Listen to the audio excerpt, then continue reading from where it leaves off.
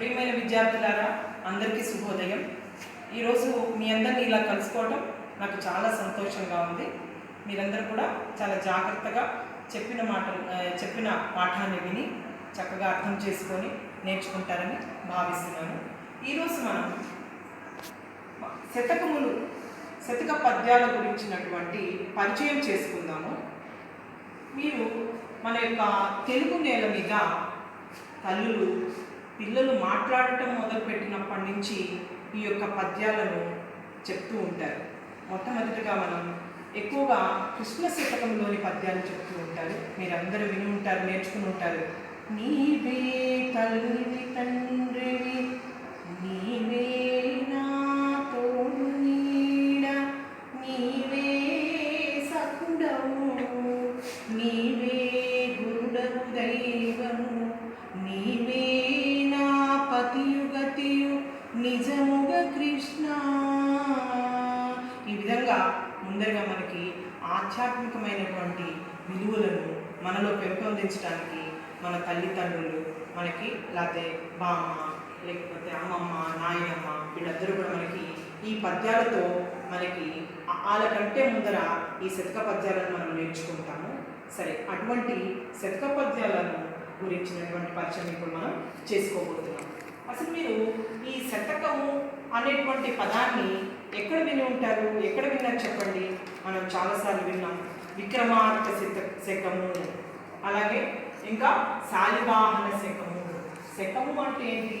ఒక 100 సంవత్సరాల సమయంలో ఆ సమయంలో ఎవరైతే మహాపురుషులు ఉన్నాడో ఆ యుగానికి, కాబట్టి వాళ్ళ పేరు మీద ఆ 100 సంవత్సరాలకి ఇప్పుడు విక్రమార్కుడు పరిపాలించినటువంటి ఆ సంవత్సరాలలో ఆ శకానికి విక్రమార్క శకమని, శాలివాహన మహారాజు పరిపాలించిన దానికి శాలివాహనుడు. అలాగే గాంధీ గారు జీవించి మనందరికీ కూడా ఏ విధంగా స్వాతంత్రాన్ని సంపాదించి పెట్టి ఆ విధంగా ఆయన మనకి జాతి పిత అయ్యారు కదా, ఆయన జీవించినటువంటి ఆ 100 సంవత్సరాలకి గాంధీ శకం అని చెప్పి మనం విన్నాం. సో ఈ విధంగా మొదట శకము గురించి విన్నాం, 100 సంవత్సరాలు. అలాగే తర్వాత శతము, శత అంటే 100 కదా. కాబట్టి అలాగే తర్వాత ఇంకా మీకు కవుల గురించి, రాజుల గురించి మనం చెప్పుకున్నప్పుడు ఆయన 11వ శతాబ్దికి చెందినవాడు, 12వ శతాబ్దికి చెందినవాడు. ఇక్కడ మనం శతాబ్ది విన్నాం. శత అంటే ఏంటి? ఇప్పుడు 100 అనేటువంటిది తెలుసుకున్నాం. తర్వాత ఇప్పుడు మనం శతకం అంటే ఏం తెలుస్తాం? శతకం అంటే ఏంటంటే అసలు ఇది శతక ప్రక్రియ అన్నమాట. మన సాహిత్యంలో కథలు, నాటకాలు, ఈ విధంగా రకరకాల ప్రక్రియలు మనం నేర్చుకున్నాం కదా. కథ, కథానిక, నాటిక, పద్యము, గద్యము. అలాగే దీనికి కూడా ఒక శతక ప్రక్రియ అంటే ఈ యొక్క శతక ప్రక్రియ పద్యాలకు సంబంధించినది. అంటే ఈ శతకాలన్నీ కూడా పద్యాలు అన్నమాట. ఈ యొక్క శతకము అంటే ఏంటంటే 100 పద్యాలు కలది. సామాన్యంగా 100 పద్యాలు అంటారు, కానీ ఇది 100 కంటే మించి 108 కూడా ఉన్నటువంటివి. కాబట్టి ఈ విధంగా మనకి 100 పద్యాలకు పైబడి రాసినటువంటి దాన్ని శతకము అని చెప్పాము. ఇంకొకటి ఏంటి? ఈ శతకములో ఈ శతకాలని ముక్తకాలు అంటారు. ఏమంటారు? ముక్తకము. ముక్తకము అంటే ఏంటంటే వదిలివేయడం. ఏంటి వదిలివేయడం?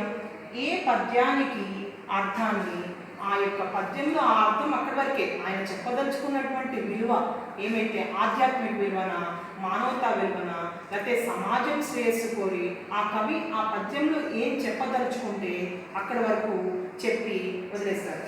ఉదాహరణ చూడండి, మీరు వేమన శతకం నేర్చుకున్నారు. మనం శతకాలు కొన్ని నేర్చుకున్నాం ఇక్కడ. కృష్ణ శతకము, వేమన శతకము, సుమతి శతకము, కుమార శతకము, దాశరథి శతకము. ఇలాగ మీరు 1వ తరగతి నుంచి ఇప్పటి వరకు ఎన్నో పద్యాలు నేర్చుకున్నారు మీ యొక్క పాఠ్యపుస్తకంలో, తెలుగు వాచకంలో ఉన్నటువంటివి. అలా నేర్చుకున్నప్పుడు మీరు గమనిస్తే కనుక ఈ యొక్క శతకములు అన్నీ కూడా పద్య రూపంలో ఉండటం గమనించారు. వేమన శతకంలో మీరు గమనించండి, ఇక్కడ ఏ పద్యానికి ఆ పద్యం నేను ఆ యొక్క ఆ విలువ ఏదైతే కవి చెప్పదలుచుకున్న విషయాన్ని ఆ పద్యంతో వదిలేస్తాడు. మళ్ళీ 2వ పద్యంలో ఇంకొక విషయాన్ని చెప్తాడు. ఇది ఒకదాని నుంచి ఒకదానికి అదే విషయాన్ని ఆయన తీసుకెళ్తూ ఉంటారు అనమాట. అది ముక్తకము అంటే వదిలిపెట్టబడినది. అందులో చెప్పవలసిన విషయాన్ని అక్కడే వదిలిపెట్టేస్తాడు. ఒకసారి చూద్దాం, చూడండి. అనగనగరాగ మతిశైలుచును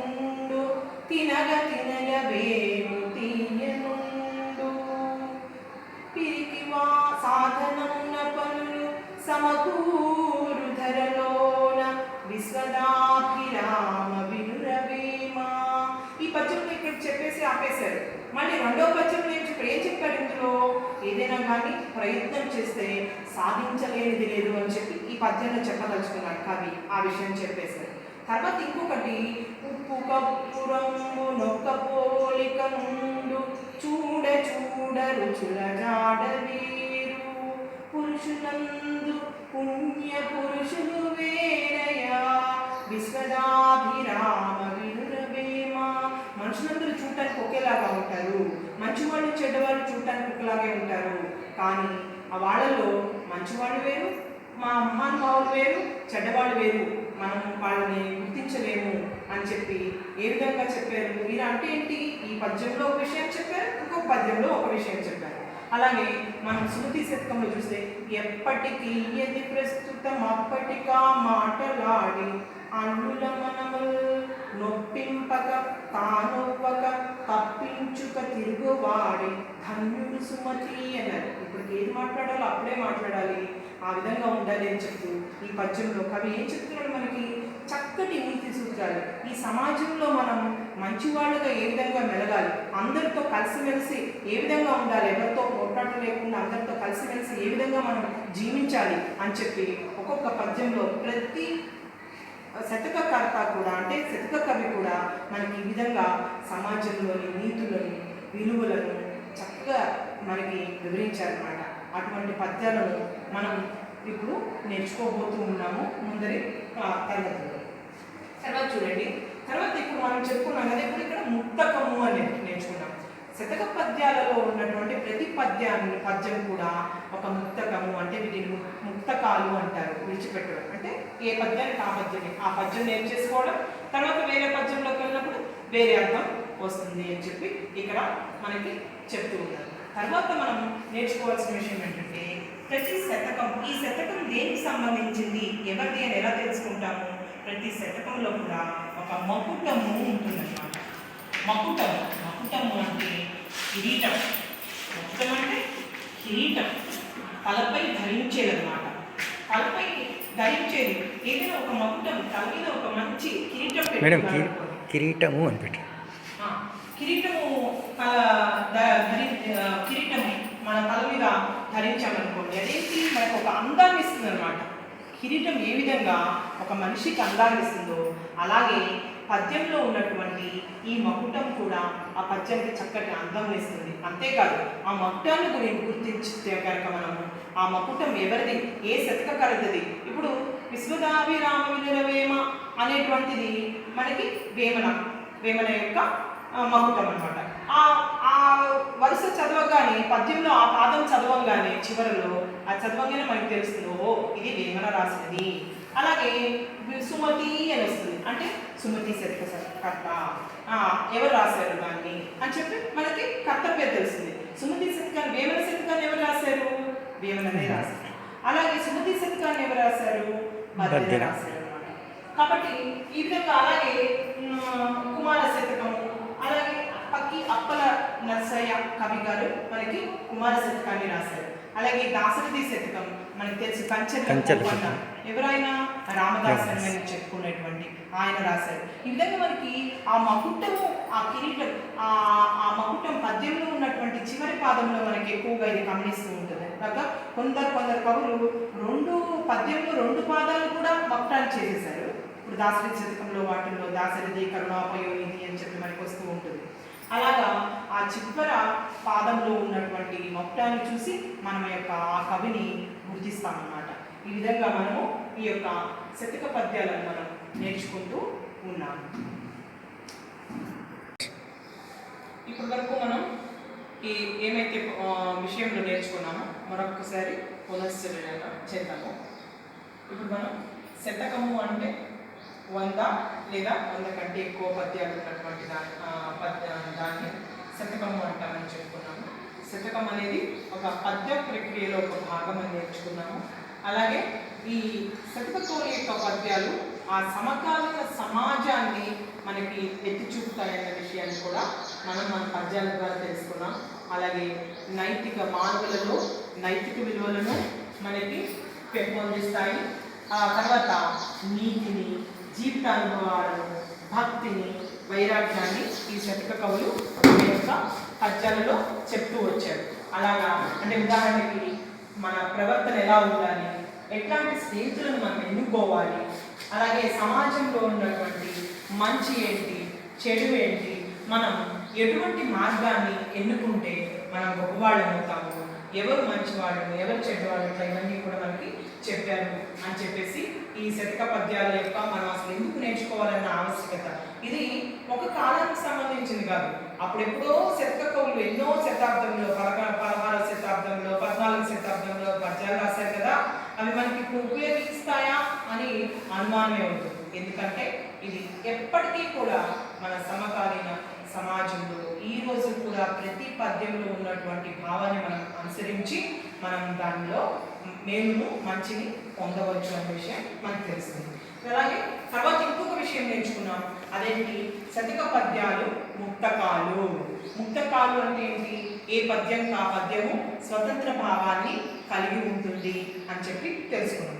తర్వాత ప్రతి శతక పద్యం కూడా దానిలో మకుటం ఉంటుంది. ఆ మకుటమును బట్టి మనం ఆ శతకాన్ని ఎవరు రాశారు అనేటువంటిది మనం గుర్తించవచ్చు. ఇంకా శతక పద్యాల్లో మనం చాలా ఎక్కువగా నేర్చుకునేది తేటగీతి ఆటవెలది పద్యాలు. అంటే ఈ తేటగీతి ఆటవెలది పద్యాలు మనం 2-3 సార్లు వినగానే, ఎల్కేజీ పిల్లాడు కూడా మనకి పద్యం చెప్పేస్తాడు చక్కగా, 2 సార్లు వినగానే 3వసారి ముందుగా చెప్పేస్తూ ఉంటాడు. దాని అర్థం తెలుసుకోలేకపోయినా కానీ దాని అర్థం తెలుసుకోగల ఆ వయసులో, తర్వాత ఆ అబ్బాయికి తెలుస్తుంది.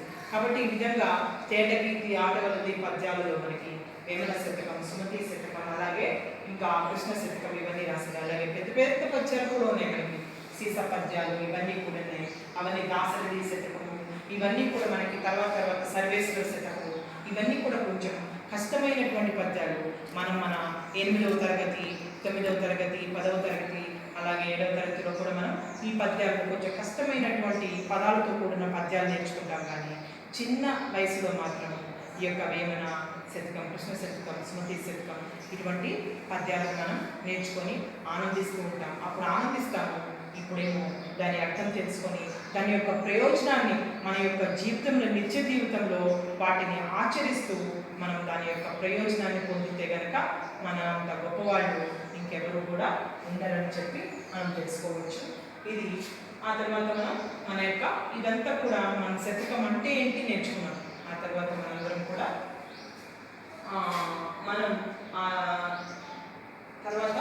మనందరం కూడా మన పాఠంలో ఉన్నటువంటి పద్యాలను ఇక నేర్చుకున్నాం. ఈరోజు మనం మన పాఠ్యపుస్తకంలో 44వ పేజీలో ఉన్నటువంటి శతక సుధ అనేటువంటి పాఠ్యాంశాన్ని నేర్చుకుందాం. మీ అందరి దగ్గర తెలుగు వాచకాలు ఉంటే అది తెరవండి, లేదా మీకు ఇంతకుముందే చెప్పాను మీరందరూ కూడా వాటిని శతక సుధని ప్రింట్అవుట్ తీసుకొని పెట్టుకోమని చెప్పాను కదా, అందులో చూస్తూ కనుక మనం ఎప్పుడైనా కానీ భాష అనేది మన ఎదుర్కొన్న పుస్తకంలోంచి చూసుకుంటూ, చదువుకుంటూ, వింటూ, చదువుతూ, రాస్తూ ఉంటేనే ఈ 3 వస్తేనే మనకి ఆ భాషలో నైపుణ్యం సాధించినట్టు అనమాట. సరే, ఈ యొక్క శతక సుధ, శతకము అంటే చెప్పుకున్నాం ఇంతకుముందు, శతకము అంటే 100 పద్యాలు ఉన్నటువంటిది.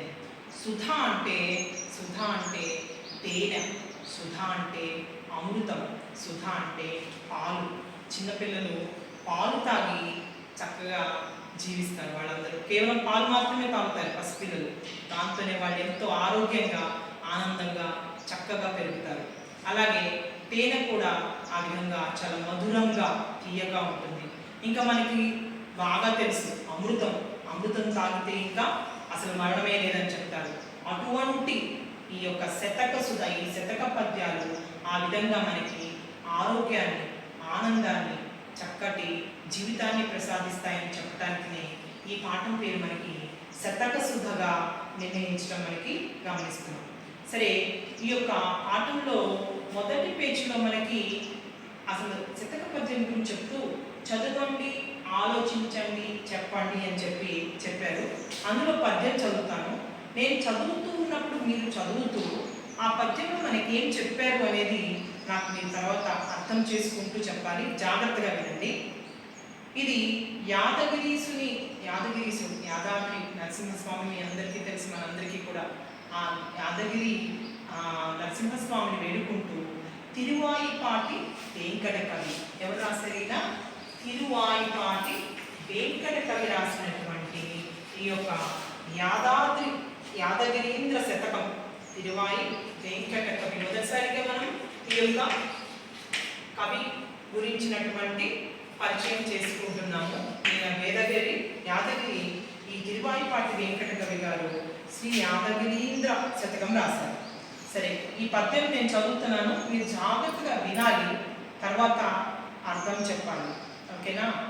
వాదము చేయగా నరులు వాక్యపరుండని ఎగ్గు చేతురు, మోదముతో భుజించునెడ ముందుగా వెళ్తురు తిండిపోతుగా, ఏదియు పల్కకున్న ఎడ ఈతడు మూగని ఎంచుచుండ్రుగా, నీ దయగల్గగా సుఖము నేర్పును యాదగిరీంద్ర మొక్కెదన్. మళ్ళీ ఒకసారి చదువుతున్నా, జాగ్రత్తగా వినండి. వాదము చేయగా నరులు వాక్య పరుండని ఎగ్గు చేతురు. వాదము చేయగా, వాదించటం అంటే ఎప్పుడు కూడా ఆర్గ్యుమెంట్. వాదం అంటే ఆర్గ్యుమెంట్, అక్కర్లేని దానికి దానికి పెద్దగా సాగదీసి ఎక్కువ చేసి మాట్లాడడం అన్నమాట. అట్లా మాట్లాడితే ఏమంటారు? వీడు అనవసరంగా చాలా వాదించేవాడు వీడు అని చెప్పేసి చెప్తూ ఉంటారు. వీడి మాటలు ఎక్కువ అని చెప్పి అంటూ ఉంటారు. అలాగే మోదముతో భుజించునెడ, మనం కనుక సంతోషంగా చాలా బాగా నచ్చింది, ఒక వస్తువు పదార్థం నచ్చింది, మీకు లడ్డూలు చాలా ఇష్టం. సరే, వాడి దగ్గర ఉన్నటువంటి లడ్డూలన్నీ మనం ఎక్కువగా తినాలని ఆశిస్తాం. ఏ పదార్థం బాగా నచ్చితే అది మనం ఎక్కువగా మొహమాటం లేకుండా తినడానికి తింటూ కనుక ఉంటే, మొహమాట పడకుండా తింటే కనుక ఏమంటారు? అరే వీడు చక్కగా మొహమాట పడకుండా తింటున్నాడని సంతోషించరు. ఏమని పిలుస్తారు? తిండిపోతు, వీడు పెద్ద తిండిపోతు, అందుకే అన్ని వాడే తినేస్తున్నాడు అంటారు. అంటే అక్కడేమో చక్కగా మనకు తెలిసిన విషయాన్ని ఎక్కువగా వివరించాలి అని చెప్పి ప్రయత్నం చేస్తే వీడు వాదించేటువంటి గుణం, వీడు ఎక్కువగా మాట్లాడతాడు అంటారు. అలాగే మనకి నచ్చింది కదా అని తిందామంటే వీడు తిండిపోతాడు. అలాగే ఏది పలుకకున్న ఎడ ఈతడు మూగని ఎంచుచుండ్రుగా, ఒకవేళ బాగా ఎక్కువ మాట్లాడితేనేమో వీడు వాగుపోతాడు, వాగుడుకాయ అని చెప్తారు. అదే ఒకవేళ అలా కాకుండా తక్కువగా మాట్లాడితే వీడేంట్రా మూగడా, మాట్లాడడం రావడం లేదు అని చెప్తారు. అంటే ఈ లోకంలో మనం ఏది చేసినా కానీ తప్పు పడతారు. ఇవన్నీ పదులు యాదగిరీంద్ర, నిన్ను కనుక నీ సేవ చేసుకుంటే అన్నిటికంటే సుఖమైనది, దానికంటే మించింది లేదు కదా అని చెప్పి ఇక్కడ కవి చెప్తున్నాడు. కాబట్టి ఈ పద్యం ఏ శతకంలోదని చెప్పుకున్నాం మనము? ఇది యాదగిరీంద్ర, శ్రీ యాదగిరీంద్ర శతకంలోదని చెప్పి మనం చెప్పుకున్నాము. తర్వాత ఏం చెప్తున్నాడు? ఈ పద్యాన్ని చదివినప్పుడు మీరు ఏం తెలుసుకున్నారు? మీకేమనిపించింది?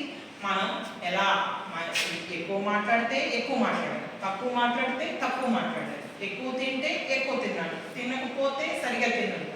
ఈ విధంగా మనం అంటే ఏం చేసినా కానీ ఈ లోకంలో ఎవరో ఒకళ్ళు తప్పు పడతారు. కాబట్టి వీటన్నిటికంటే మించినది ఆ యొక్క భగవంతుని యందు భక్తి కలిగి ఉండి మన యొక్క పని మనం చేసుకోవటం సుఖం అని చెప్పేసి కవి చెప్తున్న విషయం నాకైతే అలాగ అర్థమైంది. మరి మీకేం అర్థమైందో నేను మళ్ళీ మిమ్మల్ని అడుగుతాను కదా, అప్పుడు చెప్పండి, సరేనా?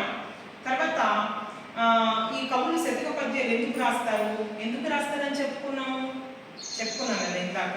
మన యొక్క సమాజంలో మన మంచి చెడులు ఎత్తి చూపడానికి, మనకి మంచి మార్గంలో మనం నడవడానికి కావాల్సినటువంటి దారి చూపిస్తారటానికి ఈ యొక్క పద్యాలు రాశారని చెప్పి మనం చెప్పుకున్నాము. తర్వాత పద్యంలోని మొక్కటం గురించి కూడా చెప్పుకున్నాం కదా. ఏమని చెప్పుకున్నాం పద్యంలో మొక్కటం గురించి? కింద ఇచ్చిన కిరీటం. మొక్కటం అంటే కిరీటం. కిరీటం ఏ విధంగా ఒక మనిషికి, రాజుకి అందాన్ని ఇస్తుందో, ఒక మన దేవతలందరూ కూడా, దేవుళ్ళందరూ తల మీద కిరీటం పెట్టుకుంటారు. ఆ కిరీటం పెట్టుకుంటే వాళ్ళకి చాలా శోభనిస్తుంది కదా. ఆ విధంగానే పద్యాన్ని కూడా మొక్కటం శోభనిస్తుంది. పుట్టి అందాని కోసమే కాదు, ఇది ఆ కవి ఎవరు రాశారు ఆ మక్టాన్ని బట్టి మనం కవిని గుర్తిస్తాం. కవి పేరు అందులో ఉండదు, కానీ మక్టాన్ని బట్టి కవి పేరును గుర్తిస్తున్నాము. అలాగే ఆ తర్వాత ఆ కవి ఏ సమయం వాడు, ఏ కాలం వాడు, అప్పట్లో సమాజంలో ఎటువంటి పరిస్థితులు ఉన్నాయి అనేది కూడా కొన్ని పద్యాల ద్వారా మనకు తెలుస్తూ ఉంటుంది. కొన్ని పద్యాలు అప్పటికి ఇప్పటికీ పనికొస్తాయి. కొందరు రాసినటువంటి పద్యాలు అప్పటి సమాజంలో ఎటువంటి సాంఘిక పరిస్థితులు ఉన్నాయి, మనుషులు ఎటువంటి ప్రవర్తన కలిగి ఉన్నారు అని చెప్పి మనకు తెలుస్తుంది అనమాట. తర్వాత ఇలాగే మీకు తెలిసినటువంటి కొన్ని శతకాలు, వాటి మకుటాల పేర్లు, మళ్ళీ శతకకర్త పేరు, శతకము శతకకర్త, దానిలో ఉన్న మకుటము, మీ యొక్క ఒక A4 పేపర్ తీసుకొని దానిలో చక్కగా లేకపోతే మీరు ఆల్రెడీ నోట్స్ రాస్తూ ఉన్నారు కదా, ఆ నోట్స్లో పేజీలో చక్కగా బాక్స్ గీసి ఆ బాక్స్లో మీరు శతకము శతకకర్త మకుటము పేర్లు మీకు ఎన్ని మీరు సేకరించగలిగితే అన్ని సేకరించండి. నెక్స్ట్ మనకు ఉన్నటువంటి వర్చువల్ క్లాస్లో నేను అడిగినప్పుడు మీరు నాకు అది చూపించాలి. ఎవరు ఎక్కువ చదివారో వాళ్ళని నేను ఆ రోజున అక్కడ చదివిస్తాను. మీరు చదవాల్సి ఉంటుంది వర్చువల్ క్లాస్లో. కాబట్టి మీరందరూ కూడా సిద్ధం చేసుకొని ఉంచండి. ఈరోజు పాఠం అయిపోయిందంటే రేపు మనం దాని గురించి అడుగుతాను, మీరు చెప్పాలి. ఏం చేయాలి? మీరు ఒక బాక్స్ తీసి దానిలో శతకము శతకకర్త తర్వాత ఆ యొక్క మకుటము, ఈ 3 కలిపి మీరు ఎవరు ఎక్కువ సేకరిస్తారు అనేది మీకు ఇప్పుడు పోటీ అన్నమాట. అది నేను రేపు తర్వాత క్లాస్లో అడుగుతాను.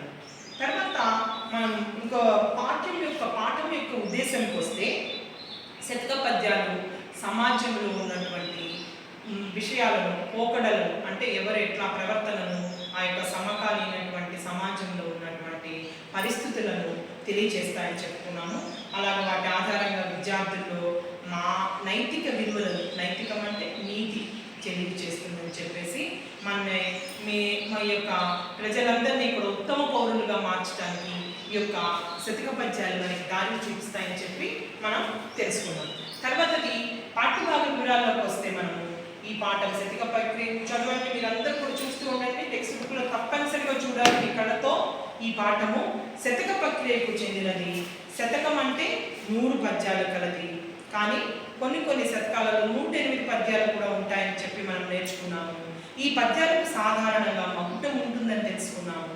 పద్యం చివరి పదం కానీ లేకపోతే చివరి పదం అంటే ఒకటే, ఏది? సుమతి, అంతే. పాదం అంటే ఏంటి? విశ్వదాభిరామ వినురవేమ, ఈ మొత్తం లైన్ని పాదం అంటారు. పదం అంటే ఒకటే పదం, సుమతి అనేది అందులో పదం అన్నమాట. ఇలాగా ఒక పాదం కానీ 2 పాదాలు కానీ లేదా ఇలాగా ఒక పదం కానీ ఉంటుందని చెప్పి తెలుసుకున్నాము. మకుటం అంటే కిరీటం అని చెప్పి ముందర తెలుసుకున్నాం. ఇంకా శతకంలోని ప్రతి పద్యము దేనికదే స్వతంత్ర భావాన్ని కలిగి ఉంటుంది కాబట్టి దీన్ని ముక్తకము అని చెప్పి అంటామని కూడా తెలుసుకున్నాం. ఇప్పుడు మనం ఇప్పుడు నేర్చుకునేటువంటి పాఠంలో మనము సర్వేశ్వర శతకము, ఏ శతకాలకు సంబంధించి నారాయణ శతకము, చిత్త శతకము, భాస్కర శతకము, దాశరథి శతకము, నరసింహ శతకము, విశ్వకర్మ శతకము, శ్రీ వెంకటేశ్వర శతకము, శ్రీ బాకవరాంజనేయ స్వామి, అంటే బాకవరంలో ఉన్నటువంటి ఆంజనేయ స్వామి యొక్క భక్తుడు రాసినటువంటి, లేదా ఆ గుడిని దర్శించినప్పుడు, ఆ దేవాలయాన్ని దర్శించినప్పుడు ఆ కవి ఆసువుగా అక్కడ చెప్పినటువంటి పద్యం అన్నమాట. మనం చాలా పద్యాలు చూస్తే శ్రీ వెంకటేశ్వర శతకం ఉంది, అంటే వెంకటేశ్వర స్వామి యొక్క భక్తుడు అది రాసినట్టు. నారాయణ శతకం, శ్రీకృష్ణ శతకం, ఇలాగా భక్తులైనటువంటి కవులు ఆ యొక్క భక్తితో, అంటే దానిలో నైతిక విలువలని కూడా జోడిస్తూ, ఆధ్యాత్మిక విలువలని కూడా చెప్తూ, వైరాగ్యాన్ని కూడా కలిపి చెప్తూ పద్యాలు మనకి రాసి మనకు అవన్నీ ఇచ్చారు. అందుకే మనం దీన్ని శతక సుధ, మనకు ఆనందాన్ని, అంటే ముక్తిని రెండిటువంటి ప్రసాదించేవి ఈ శతక పద్యాలుగా మనం చెప్పుకున్నాము. సరే, ఇప్పుడు మనము ఈ యొక్క శతక ప్రక్రియలో ఉన్నటువంటి, ఈ శతక పద్యంలో ఉన్నటువంటి మొదటి పద్యాన్ని ఈరోజు చక్కగా చెప్పుకున్నాము. మీ అందరి దగ్గర కూడా ఈ యొక్క పద్యం టెక్స్ట్ బుక్ ఉందని చెప్పి భావిస్తూ ఉన్నాను. సరేనా? ఇంకా సరే, మొదటి పద్యం చదువుతున్నాను నేను.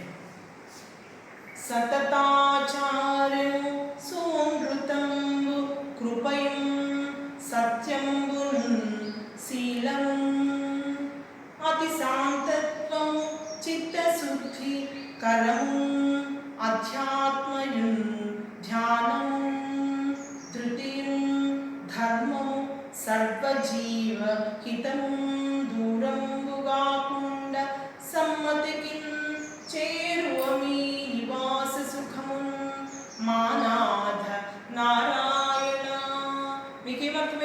మకుటం ఏదని నిలిపిస్తోంది? నారాయణ అనేటువంటి మకుటం తెలుస్తోంది. సో నారాయణ శతకం ఎవరు రాశారని చెప్పుకున్నాము. నారాయణ శతకం ఎవరు రాశారనేది ఇప్పుడు మనం తెలుసుకుందాం. నారాయణ శతకము నారాయణ అన్న మకుటంతో ఉన్నది కాబట్టి ఇది నారాయణ శతకం అని తెలుసుకున్నాము. నారాయణ శతకము మనకి ఎవరు బమ్మెర పోతన గారు రచించారన్నమాట. ఈ యొక్క కవిని గురించి తెలుసుకుందాము. బమ్మెర పోతన బమ్మెర గ్రామంలో ఆయన జన్మించారు. అలాగే ఈయన మనకి బాగా తెలిసినటువంటి ఆంధ్ర మహాభాగవతం రాశారు. ఆంధ్ర మహాభాగవతంలో ఏమున్నాయి మనకి దశావతారాల చరిత్ర ఉంది. అలాగే ప్రహ్లాదుని గురించి ఇలా విష్ణు భక్తుల యొక్క జీవిత చరిత్రలన్నీ ఉన్నటువంటిది బమ్మెర పోతన అన్నమాట. ఈయన 15వ శతాబ్దికి చెందిన వారుగా మనకి తెలుస్తూ ఉంది.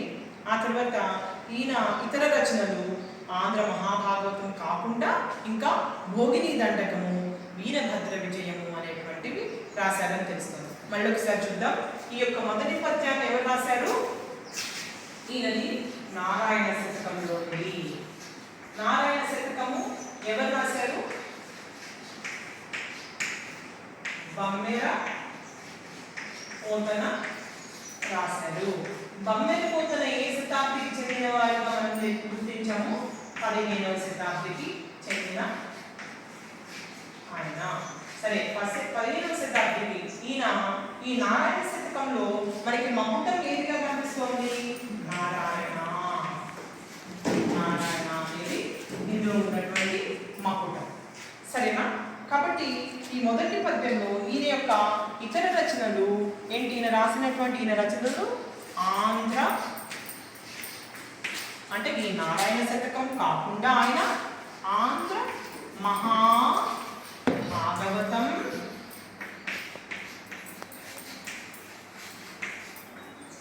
భోగిని దండకం,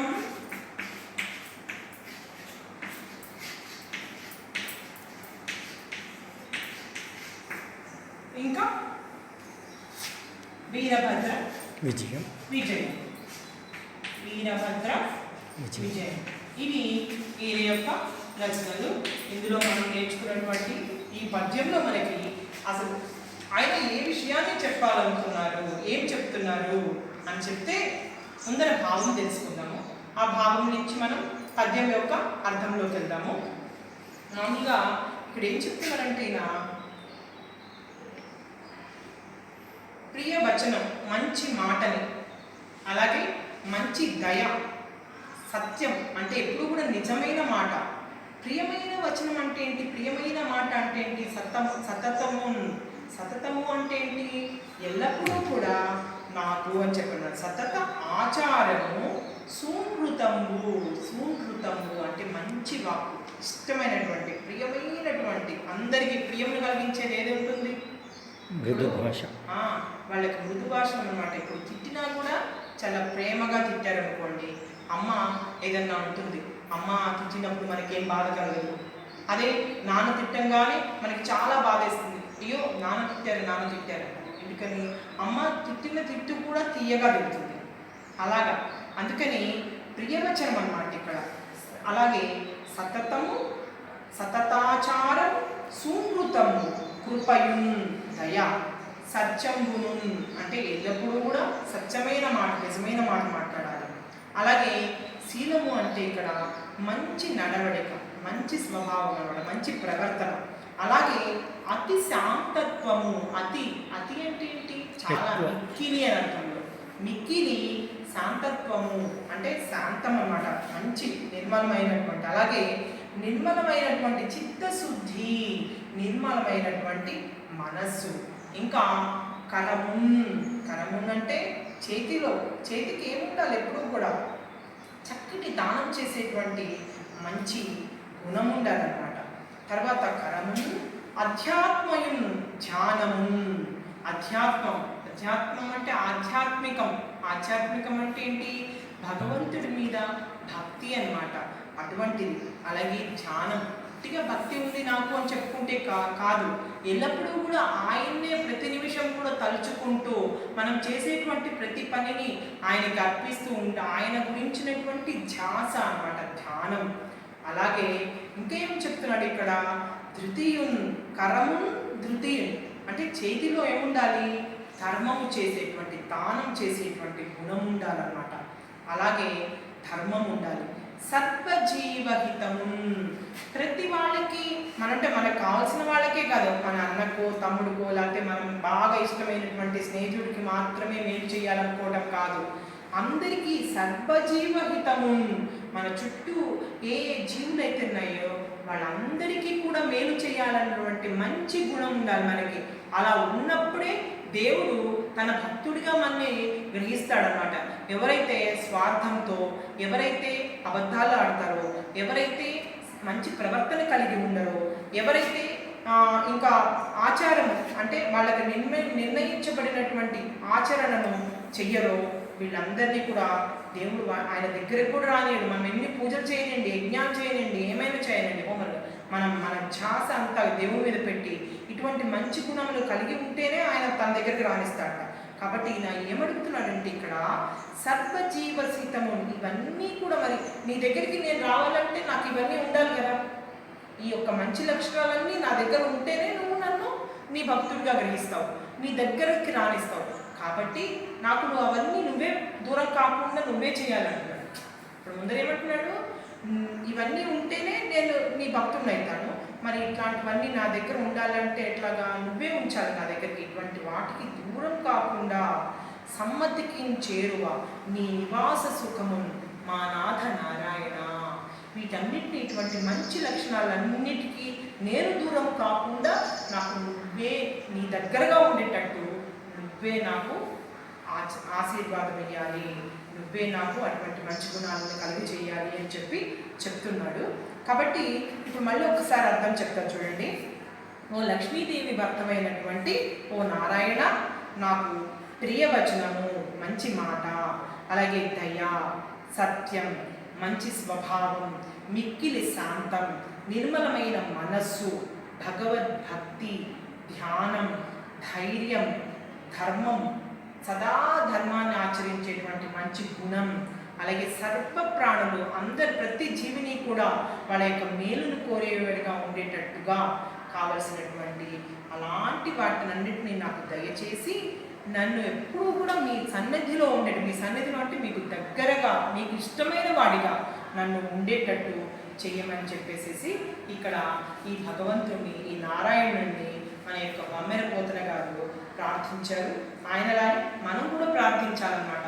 అలా ఉన్నప్పుడే మనము నిజమైనటువంటి భగవంతుడి భక్తుడిగా ఉన్నప్పుడే మనకన్నీ కూడా ఆయన యొక్క ఆశీర్వాదం లభించి మనం అనుకున్నటువంటి కోరికలన్నీ కూడా నెరవేర్చుకోగలుగుతాం. ఒకసారి నాతో పాటు ఈ పద్యాన్ని అందరూ కూడా పలకండి. సతతాచార్యము సుమృతంబు కృపయున్ సత్యంబును శీలమున్ అతి శాంతత్వము చిత్తశుద్ధి కరమున్ అధ్యాత్మయున్ ధ్యానమున్ ధృతియున్ ధర్మము సర్వజీవహితం దూరము గాకుండా సమ్మతికిన్ చేరువ మీ నివాస శిఖమున్ సుఖమున్ మానాథ నారాయణ. సరే, దీనికి ప్రతిపదార్థమును మనం రాసుకుందాం. తర్వాత ధన్యవాదాలు. మనం మన పద్యాన్ని మరొకసారి పునరుచ్చారణ చేసుకుందాము. ఈ యొక్క పద్యాన్ని రాసినది బమ్మెర పోతన. ఈ శతకము నారాయణ శతకం నుంచి ఈ పద్యాన్ని మనం గ్రహించాము. బమ్మెర పోతన 15వ శతాబ్దానికి చెందిన ఈయన వరంగల్ జిల్లాలో ఉన్నటువంటి బమ్మెర అనేటువంటి గ్రామంలో ఈయన జన్మించాలని తెలుసుకున్నాము.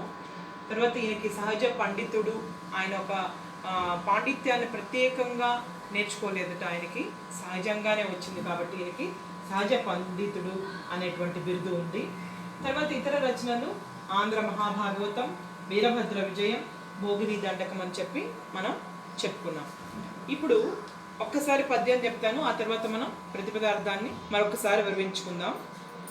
సతతాచార్యము సూనృతంబు కృపయున్ సత్యంబునున్ శీలమున్ నతి మతి శాంతత్వము చిత్తశుద్ధి కరమున్నధ్యాత్మయున్ ధ్యానమున్ ధృతియున్ ధర్మము సర్వజీవహితము దూరంబుగాకుండా సమ్మతికిన్ చేరువ మీ నివాస సుఖమున్ మానాథ నారాయణ.